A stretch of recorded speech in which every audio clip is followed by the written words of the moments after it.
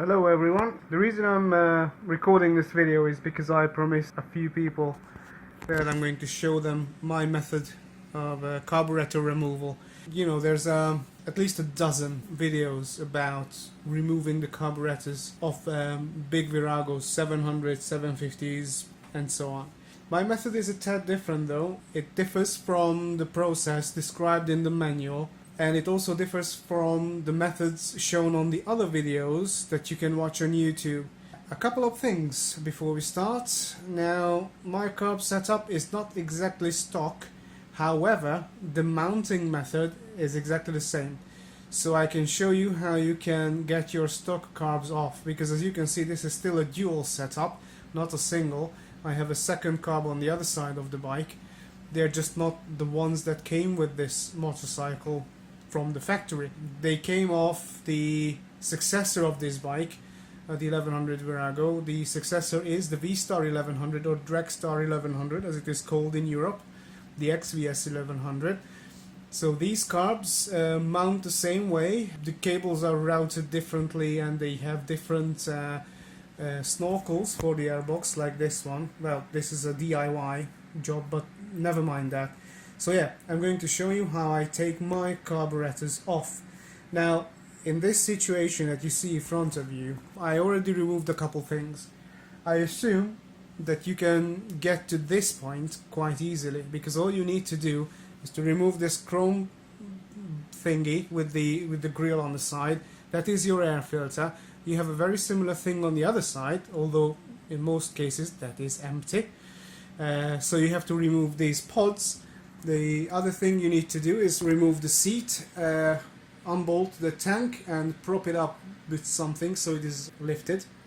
So you give yourself a bit more room to get to the clamp that holds the carburetor snorkel. I'm going to remove the rubber snorkels on both sides. I'm going to unhook the cables. Again, that's not brain surgery, that does not need any explanation. And I'm going to come back and I'll show you how to unbolt the carbs to get them out in the shortest time possible. So here we are. The elbows are removed. I also removed the cables and all sorts of cables, and I disconnected the fuel. So the carburetors are essentially free now. Nothing keeps them in place except the boots. Now, before we start working with it, I'm going to explain the logic behind it. The frame is slanted like that, so you have less room here in comparison to the room you have here. So it would make sense to start our work here, loosen the carbs up on this side where you have a bit more room, and then when the carbs start moving about, because they're loose, then you start poking about on that side. Now, first of all, I'm not going to remove both boots. Actually, I'm going to leave one on the bike. The other one comes with the whole assembly. In this case, since I'm going to extract the carbs this way towards myself, that's the brake pedal side, so the right side of the bike if you sit on it. First of all, we need to remove this bolt right here that holds the carburetor boot to the cylinder head, and we are going to loosen the other right there. We're not going to remove that, we just loosen it. So, since I'm going to need both hands, I'm going to do this and I'll come back. Alright, we're back, and as you can see, this bolt is out. The other one, right there, is loose. I'm going to show you from the other side. So that one is loose. And now the whole set of carburetors can move slightly.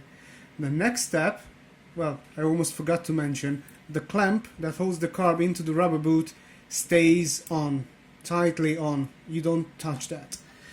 The next thing we do is this clamp that holds the rear carburetor on, right there. So we're going to take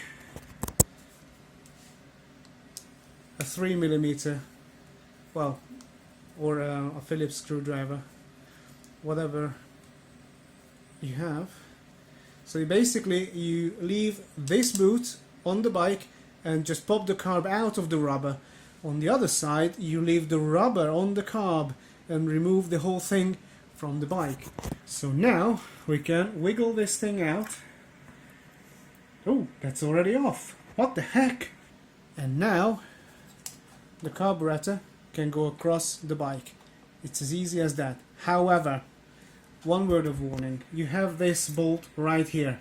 If you have the stock carbs, which are slightly wider, like that wide, this bolt might interfere with the carb when you try to push it through. So it might hit against the bell mouth, like it does now.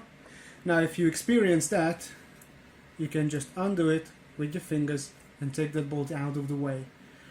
Because now everything is loose and wobbling about, you can move the carb out of the way so you can reach this bolt, you can take it out in 10 seconds, and then you can extract the carbs just like I showed you, like so.